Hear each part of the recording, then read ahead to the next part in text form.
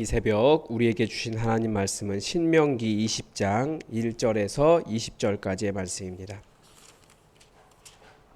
신명기 20장 1절에서 20절까지의 말씀입니다. 우리 하나님의 말씀을 다 함께 받들어 읽겠습니다. 내가 나가서 적군과 싸우려 할 때에 말과 병거와 백성이 너보다 많음을 볼지라도 그들을 두려워하지 말라. 애굽 땅에서 너를 인도하여 내신 내 하나님 여호와께서 너와 함께 하시느니라. 너희가 싸울 곳에 가까이 가면 제사장은 백성에게 나아가서 고하여 그들에게 말하여 이르기를 이스라엘아 들으라. 너희가 오늘 너희의 대적과 싸우려고 나왔으니 마음에 겁내지 말며 두려워하지 말며 떨지 말며 그들로 말미암아 놀라지 말라.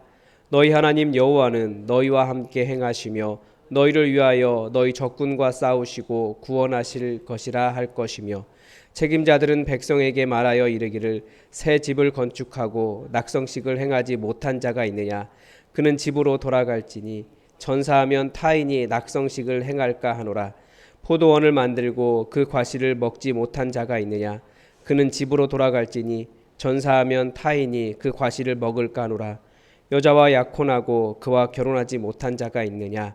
그는 집으로 돌아갈지니 전사하면 타인이 그를 데려갈까 하노라 하고 책임자들은 또 백성에게 말하여 이르기를 두려워서 마음이 허약한 자가 있느냐.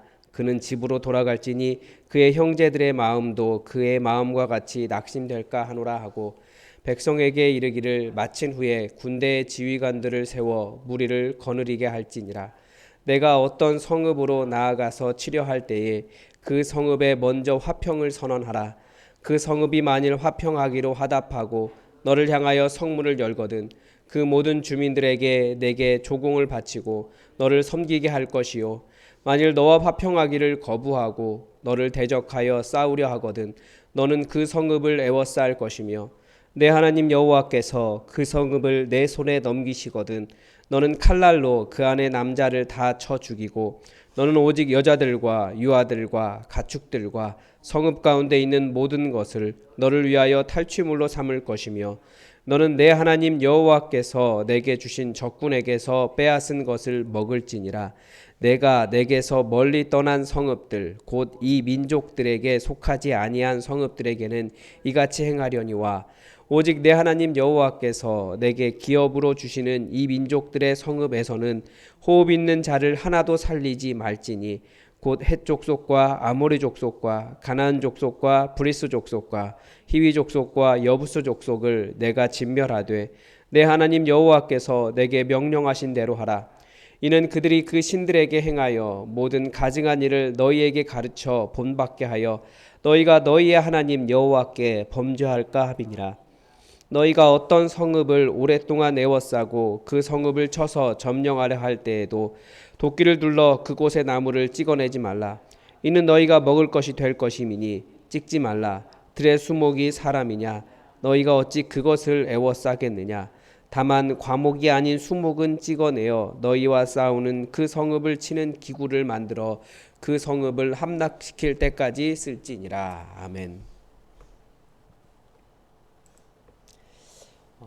구약 성경에는 전쟁에 관한 내용이 많이 나옵니다.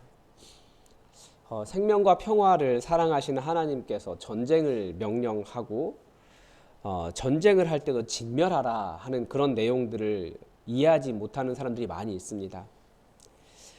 그러나 성경에 나오는 전쟁은 단순한 전쟁이 아닙니다. 전쟁이라고 하니까 다 똑같은 전쟁이라고 생각하는데 성경에 나오는 전쟁을 하나님의 전쟁이라고 이야기합니다. 보통 종교적인 목적으로 하는 전쟁이 있습니다. 그리고 그것을 이제 성전이라고 이야기하죠. 그래서 뭐 이슬람이나 우리가 이슬람을 두려워하는 이유도 그들이 성전이라고 하면 물불을 가리지 않고 뭐 테러도 일으키고 자폭도 하고 뭐 사람을 죽이는 정도가 너무 잔인하기 때문에 우리가 성전 그러면 더 잔인한 전쟁 이런 식으로 생각합니다. 그러나 성경에 나오는 전쟁을 성전이라고 부르지 않습니다. 왜냐하면 성전이라고 하는 것과 개념이 다르기 때문에 그렇습니다. 성전은 자기가 생각하는 이념을 위해서 하나님을 이용합니다.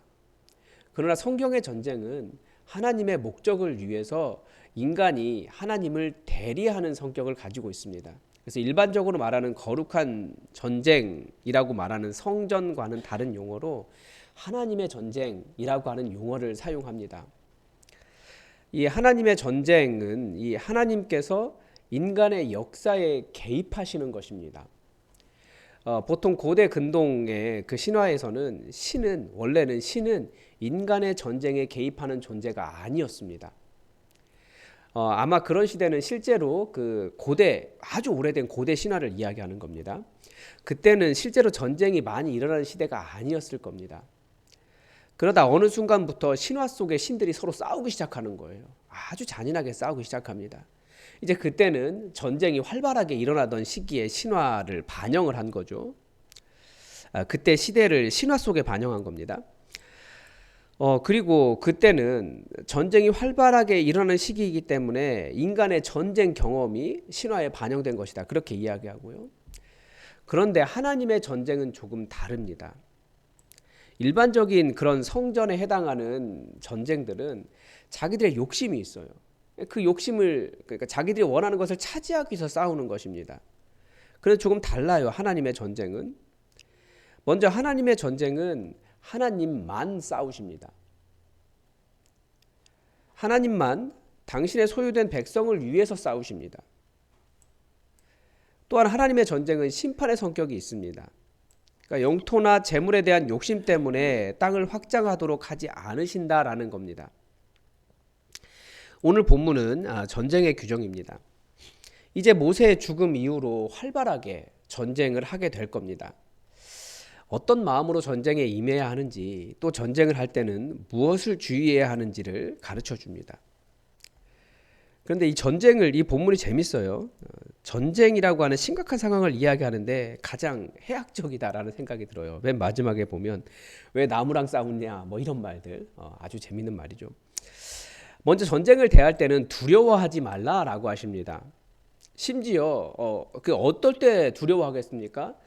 적군의 말과 병거와 백성이 이스라엘보다 많더라도 두려워하지 말아라 라고 말씀하십니다. 아니 걱정이 되잖아요. 나보다 더 강한 적군이 있는데 어떻게 두려워하지 않을 수 있겠습니까? 미리 생각해 보면 이런 어려움도 있을 거고 이런 어려움도 있을 거고 두려운 것이 사실입니다. 그런데 두려워하지 말라고 이야기하십니다. 왜 그렇습니까? 그 이유는 애굽 땅에서 그들을 인도해 내신 여호와 하나님께서 그들과 함께 하시기 때문입니다. 우리 그렇게 이야기하잖아요. 내 문제보다 우리가 생각한 문제보다 크신 하나님 이런 이야기 하잖아요. 하나님께서 함께 하신다라는 믿음이 모든 두려움을 이기게 한다라는 겁니다. 실제로 하나님께서 우리를 위해 싸우시기 때문에 두려워하지 말라는 겁니다. 하나님을 만난 경험들을 생각해 보라는 거예요. 이스라엘이 애굽에서 노예 상태로 있을 때 그 노예 상태를 벗어나는 일이 가능한 일이었습니까? 불가능한 일이었습니다. 그러나 하나님께서 10가지 재앙을 보여주시면서 하나님께서 얼마나 강하신 분이신가 보여주셨고 이스라엘은 하나님을 따라 나왔습니다. 그런데 광야로 나간다는 것은 쉬운 일이었습니까? 하나님은 이스라엘을 광야로 보내셨어요. 거기가 편한 곳이 아니에요. 행복한 곳이 아니에요. 우리가 생각하는 먹을 것이 많고 뭐 충분한 모든 것을 다 누릴 수 있는, 심지어 종살이하던 애굽 때보다 좋지 않은 곳일 가능성이 있어요. 그러나 함께 갈 수 있는 이유, 거기에 나갈 수 있는 이유가 무엇입니까? 두려워하지 말라는 거예요. 하나님이 함께 하시니까. 그게 말씀이 계속해서 우리에게 주는 도전입니다. 두려워하지 말아라. 하나님 계시니까. 근데 제가 요즘 두려움이 미리 걱정하는 것밖에 되지 못한다라는 그런 느낌을 많이 받습니다. 마가복음 묵상할 때도 예수님이 그렇게 말씀하셨어요. 너희 복음을 전하게 될 텐데 두려워하지 말아라. 복음을 전하는데 공회에도 불려가고 왕들에게도 불려갈 것이다. 그런데 그때 마가복음에서 말씀하신 것이 있어요. 예수님께서 말씀하신 것. 미리 할 말을 생각하지 말아라. 왜 미리 생각하면 안 됩니까? 성령님께서 하실 말을 주실 것이기 때문에 미리 생각하지 말아라. 그때 묵상은 뭐였냐면 미리 할 말을 생각하려고 하면 그때 상황을 가정하고 그때 닥쳐올 두려움을 생각하고 그러면서 두려워한다라는 거예요. 그러니까 미리 생각하면 두려워합니다. 그러나 성령님께서 함께 하시기 때문에 두려워하지 말라라고 말씀하신 겁니다. 복음을 증거할 때도 가라는 거예요. 생각해보면 두려움이 들지 않는 게 두려움이 들지 않는다라는 말은 사실이 아니에요. 두려운 게 사실이에요. 어떻게 될지 모르니까. 지금 있으면 그나마 노예로 살아도 뭐 안전하게 살 수 있는 거죠. 그런데 하나님께서 원하시는 것은 그게 아니라는 거죠. 두려워하지 말고 가라는 거예요. 요즘 또 이런 생각이 드는 이유는 뭐냐면 저에게 선교지가 어딜까라고 생각하다가 교대가 선교지라는 생각이 들었고, 그러니까 여러분들이 하도 이렇게 청년부 이야기하시니까 저도 청년 하다 보니까 청년들이 모여있는 곳이 보이기 시작한 거예요. 대학이 있더라고요, 옆에 바로. 저의 선교지라는 생각이 들었고, 그래서 교대에 성역 공부 모임을 만들어야겠다는 마음이 생겼고, 하나님이 주신 마음이라고 생각을 합니다. 그래서 우리 교회 이름으로 들어가면 이단이라고 오해받으니까 성서유니온 이름으로 제가 성서유니온을 꼬셨죠. 같이 하자고. 네. 그래서 성서유니온 총무님이 최철규라는 함정에 빠진 것 같다 이렇게 말씀을 또 하고 계시는데, 아직 구체적으로 성경 공부 모임이 만들어지진 않았습니다. 그런데 꾸준히 교대에 가고 기도하며 걷고 있습니다. 근데 신기한 것은 뭔가 움직이기 시작하는 거예요. 구체적으로 눈에 보이는 건 없는데요. 아니, 구체적으로 보이는 게 보이는 걸 수도 있어요. 뭔가 일어나려고 꿈틀꿈틀합니다. 처음에 딱 가니까 너무 막막한 거예요. 그냥 가라고 하시니까 간 거죠. 저는 추수할 곡식이 있다, 다 이어져 추수하게 되었다, 가서 거두기만 하면 된다, 말씀 믿고 간 거예요. 갔더니 너무나 막막했는데 이거 어떻게 해야 됩니까? 라고 생각을 했는데 미리 캠퍼스 사역하는 사람들이 대구에서 올라와서 이렇게 하면 좋을 것 같습니다, 조언도 주는 거예요. 그리고 학생들 만나면서 이렇게 느낀 건데, 이미 몇 개의 선교단체가 있습니다. 그런데 그 선교단체들 사이에서 선교단체들이 감당하지 못한 부분이 무엇인지 보이는 거예요, 저에게는. 그래서 그러면 제가 하는 성경 공부는 어떻게 자리매김해야겠다라고 하는 것도 보이기 시작했습니다. 그러니까 방향성이 생기는 거죠.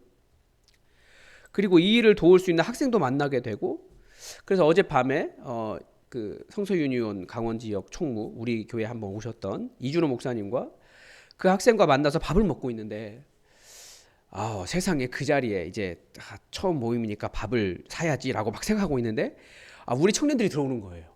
그래서 우리 청년들과 인사하고, 더군다나 선생님들 있잖아요. 우리 선생님들이 온 거예요.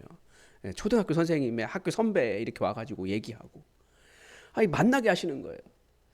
그리고 그 밥값 어떻게 내지 생각하고 있었는데, 아니 그분 어머니가 오셔가지고 밥을 사신 거예요. 그래서 이거 보면서 하나님이 그냥 이게 다 만나게 해주시는구나 하고 연결되는구나. 그러니까 두려워할 게 아니구나, 그런 생각이 드는 거죠. 외로울 줄 알았는데 외롭지 않고, 힘들 줄 알았는데 힘들지 않은 느낌이 드는 거죠. 다 뭐였습니까? 제 걱정이었어요. 힘들 거다, 어려울 거다. 그게 제 걱정이 미리 한 저의 두려움이다라는 거죠. 하나님은 얼마든지 일을 만드시고 어려움이 없을 거라고 말하는 것이 아니고요. 어렵죠.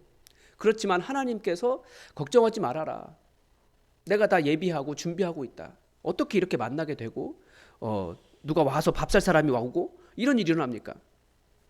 그래서 그 밥 먹고 그 청년과 이준호 목사님과 함께 사진을 딱 찍었어요. 그러면서 이 사진이 역사가 되기를 기도하는 그런 마음이 들었습니다.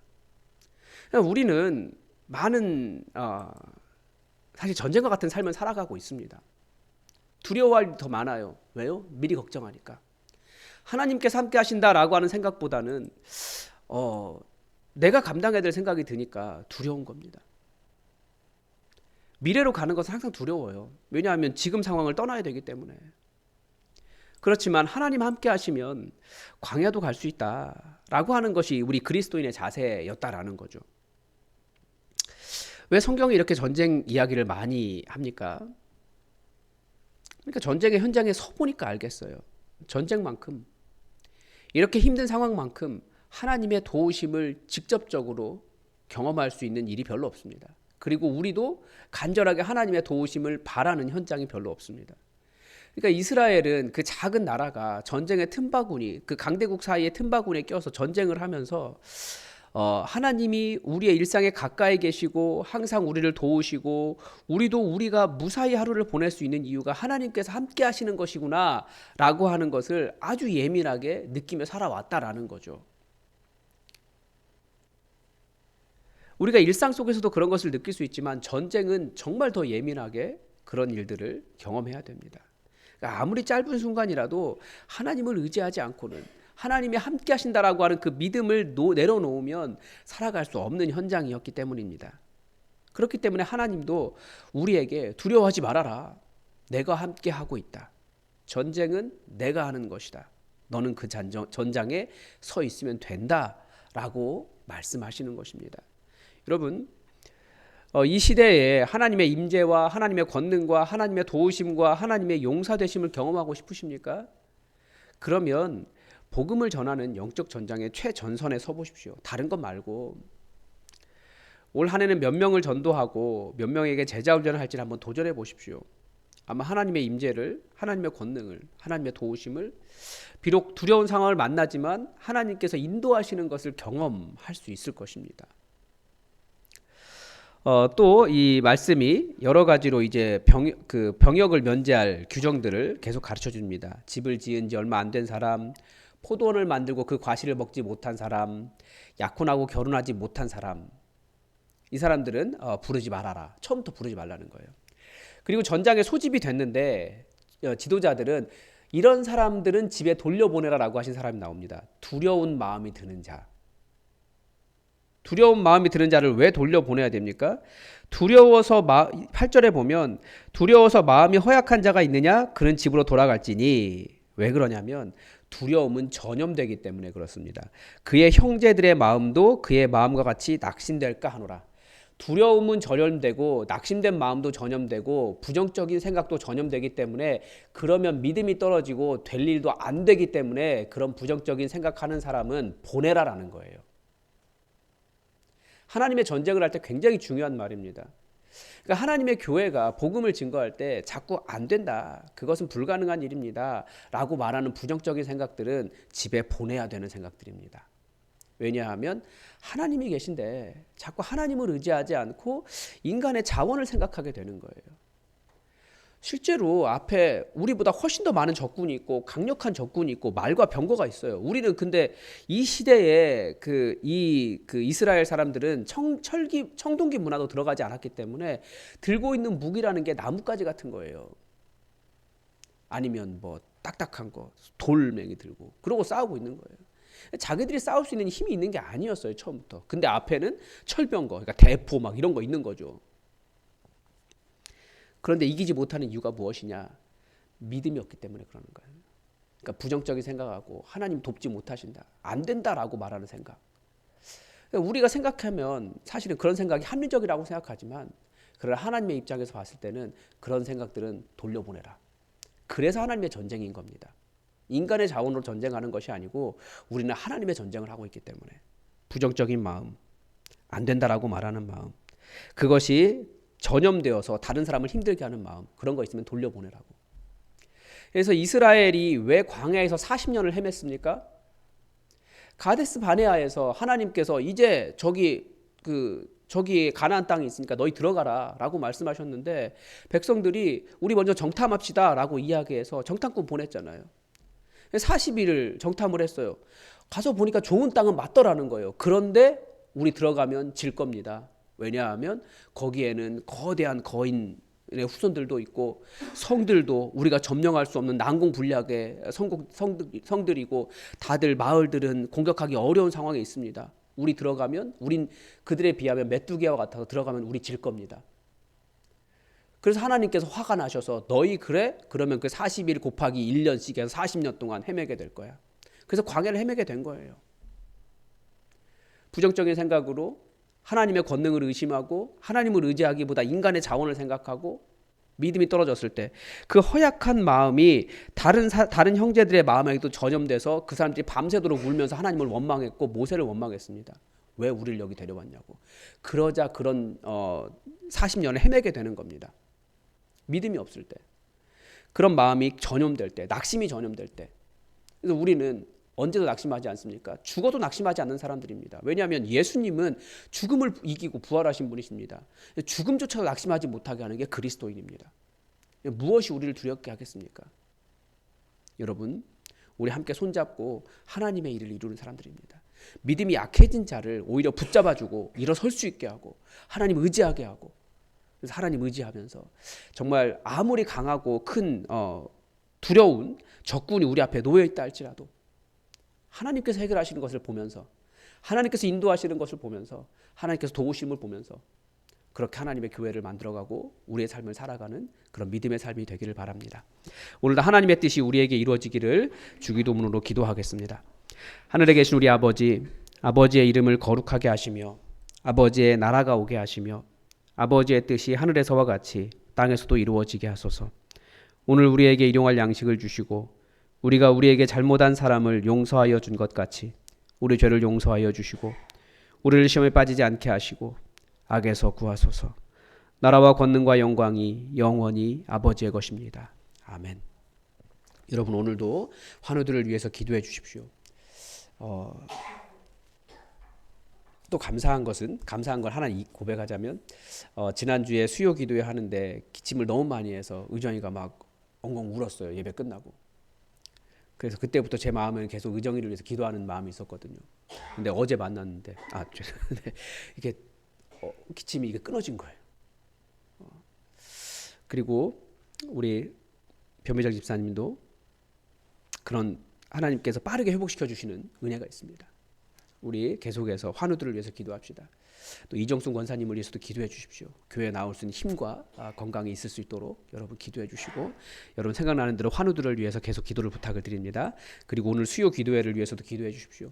교회를 교회되게 하는 힘은 우리의 자본이 아니라 성령님이십니다. 성령님께서 강력하게 임하시는 자리 될 수 있도록 여러분 기도를 부탁을 드립니다. 우리 다 함께 기도하겠습니다.